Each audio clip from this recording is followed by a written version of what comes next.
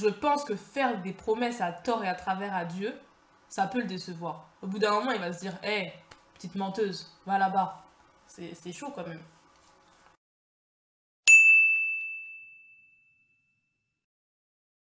Hey! Je voudrais nous rappeler aujourd'hui que quand on parle à Dieu, ce sont des paroles écrites dans la pierre et non des paroles écrites sur le sable. Quand on parle à Dieu, ce sont des réelles promesses qu'on lui fait, des promesses qu'on doit honorer. Que ce soit dans nos prières ou dans nos louanges. Mais je vais plutôt dire dans nos louanges parce que je pense que quand on prie, on est beaucoup plus concentré sur ce qu'on dit, on réalise beaucoup plus ce qu'on dit, alors que quand on loue des fois, on peut louer, chanter des chants, que ce soit le dimanche ou chez nous, dans la rue, dans la voiture, peu importe, on peut chanter des chants qu'au final, on vit pas. On vit pas réellement. Combien de fois, personnellement, j'ai chanté « Je te donne mon cœur, Seigneur » ou j'ai chanté Je me livre totalement », or qu'en fait, j'aurais plutôt eu envie de dire « Je me livre partiellement ». C'est plutôt, en fait, « Seigneur, Seigneur, je te donne ma vie ». C'est toi qui contrôles. Mais si à un moment donné, il y a un truc qui va pas, ça va me déranger, je vais reprendre les rênes. Je vais reprendre les rênes, je vais reprendre le contrôle. Et pourtant, le dimanche, j'ai chanté Je me livre totalement. Et je le pensais. Alors qu'est-ce qui s'est passé?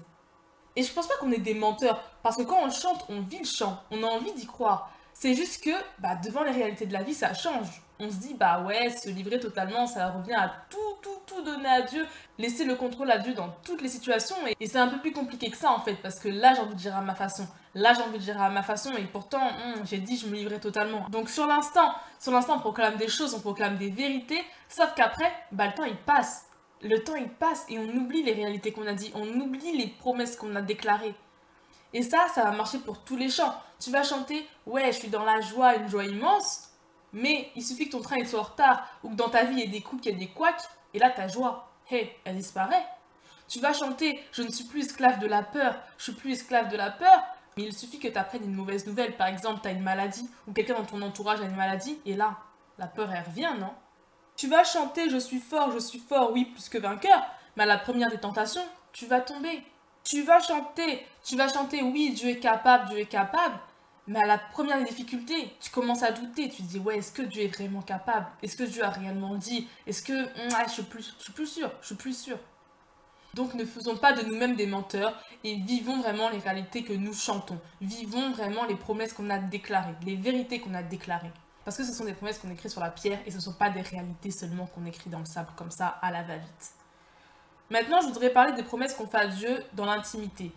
Je sais que certaines personnes font des alliances avec Dieu. Seigneur, si tu m'aides, Seigneur, si tu me guéris, Seigneur, si tu fais tel miracle dans ma vie, je ferai un sacrifice pour toi. Et peu importe le sacrifice, si tu m'aides, Seigneur, je vais te consacrer ma vie. Je vais m'éloigner de cette personne parce que je sais qu'elle est néfaste pour moi. J'arrêterai ce péché, je ferai un sacrifice de temps, d'argent, personnel, et peu importe le sacrifice, Seigneur, si tu agis pour moi, je ferai un sacrifice.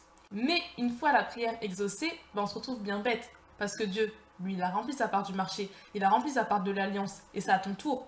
Mais est-ce que tu es toujours prêt? Est-ce que tu es toujours prêt à faire ce sacrifice? Parce que quand tu as été devant Dieu et tu lui as demandé de l'aide, tu étais dans une situation critique.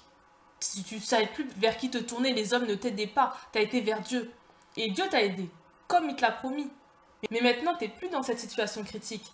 Tu as ce que tu voulais. Par exemple, tu as prié pour que ta mère elle soit guérie, ta mère elle est guérie. Tu n'es plus dans la même motivation. Donc face à ça, tu as deux réactions.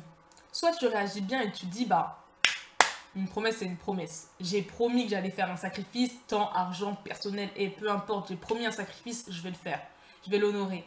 Et je suis sûre que tu te rendras compte que non seulement c'est pas si difficile de faire ce sacrifice-là parce que Dieu va t'aider, et en plus, tu vas y gagner plus que ce que tu vas y perdre. Tu vois ce que je veux dire?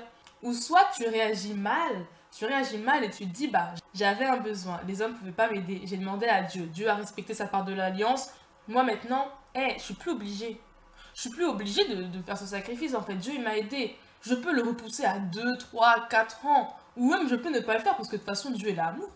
Dieu est l'amour et c'est que je suis pécheur, alors qu'est-ce qu'il va me faire? C'est bon, il va me pardonner. Je sais qu'il va me pardonner.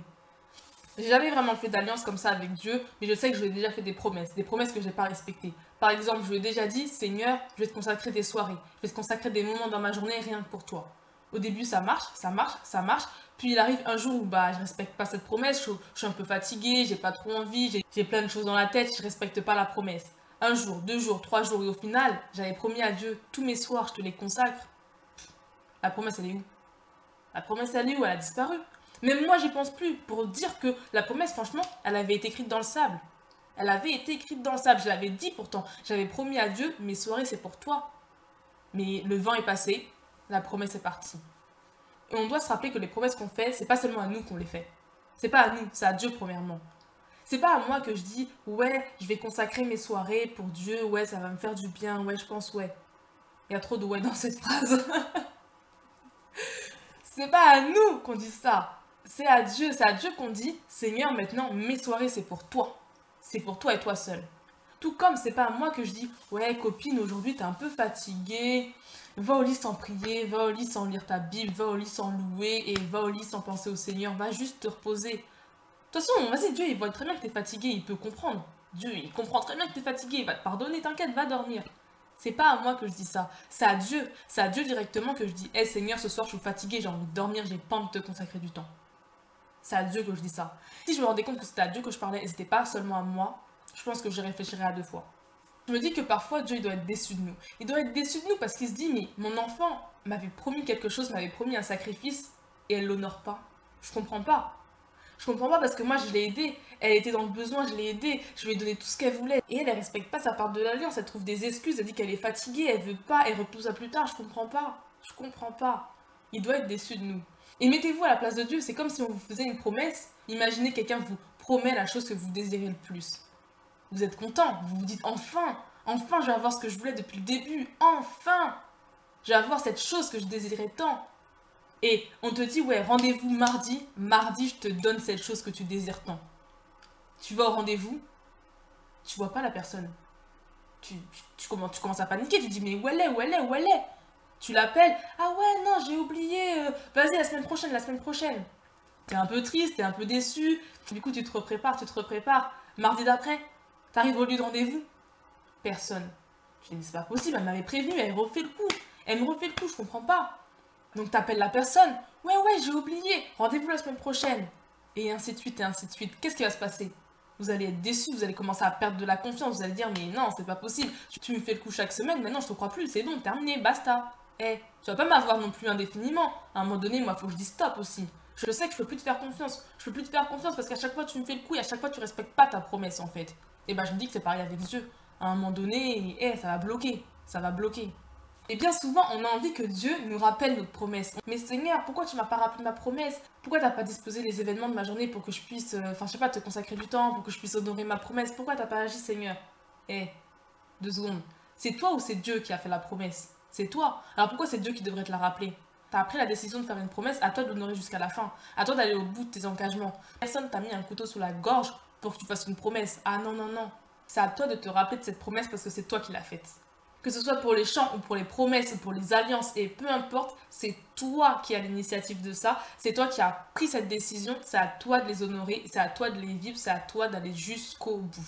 Personne t'oblige à rien, personne t'oblige à faire des alliances avec Dieu, personne t'oblige à lui promettre des choses, personne t'oblige à aller chanter le dimanche ou à aller chanter dans ta voiture ou à aller chanter chez toi, personne t'oblige à aller déclarer des promesses, à aller déclarer des états de vie, à aller déclarer je suis plus que vainqueur, à aller déclarer Dieu est tout puissant, à aller déclarer Dieu est capable. Personne t'oblige, donc ne dis rien que tu ne peux pas assumer par la suite. Ne dis pas je me livre totalement si tu sais que tu as envie de garder un contrôle au fond. Si tu sais que tu voudras pas te livrer totalement, si c'est pas possible pour toi, va pas aller déclarer des choses que le lendemain tu vas pas vivre. Ne dis pas au Seigneur je te consacre mes soirées si tu sais que tu préfères passer tes soirées à regarder des séries. Et promets rien dans un moment d'émotion. Quand on est en grand groupe, souvent, on s'encourage. Ouais, amen, alléluia. Ouais, allons parler du Seigneur. Allons annoncer la parole. Oui, on y va. Oui, on ira devant. Peu importe les rejets, les gens qui nous insultent, les gens qui vont fermer leurs portes. Peu importe, on ira annoncer la parole du Seigneur. Alléluia.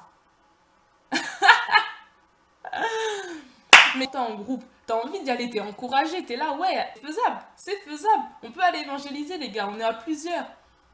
Mais quand tu te retrouves tout seul, c'est un peu différent. Quand tu te retrouves tout seul, aller évangéliser, c'est un peu plus compliqué. Par exemple, t'es dans un groupe, tu prends la décision d'aller évangéliser. C'est bien, t'es en groupe, vous êtes là, alléluia, amen, on va évangéliser. Mais quand tu te retrouves tout seul, ça devient un peu plus compliqué. Bah ouais, la décision, vous l'avez prise en groupe. Mais la réalité, c'est quoi? T'es tout seul dans ta vie. Bah ouais, tu vis seul. Tu vis pas toujours en groupe, en groupe, en groupe. Ok, t'as pris la décision en groupe. Mais ta vie, c'est toi qui la décides. C'est toi qui a dit dans ta bouche, je vais aller évangéliser. Donc maintenant, c'est à toi, seul, parce que c'est ta bouche qui l'a dit, donc c'est ta bouche qui doit aller évangéliser maintenant. Et c'est plus compliqué. C'est plus compliqué parce que maintenant, tu te rends compte que tu es tout seul, tu te rends compte des vraies réalités. Ne prends pas des décisions importantes comme ça dans des moments d'émotion. Parce qu'après, tu pourras le regretter, parce qu'après, la réalité, elle est tout autre. Dans Jacques 5,12, il est écrit « Avant tout, mes frères et sœurs, ne jurez pas, que ce soit par le ciel, par la terre ou par une autre forme de serment. Mais que votre oui soit oui et que votre non soit non, afin que vous ne tombiez pas sous le jugement. » Donc pour terminer, je dirais juste que ton oui soit oui, que ton non soit non, que ta promesse soit honorée et que tu puisses vivre ce que tu déclares. Sur ce, je vous dis à bientôt et que Dieu vous bénisse.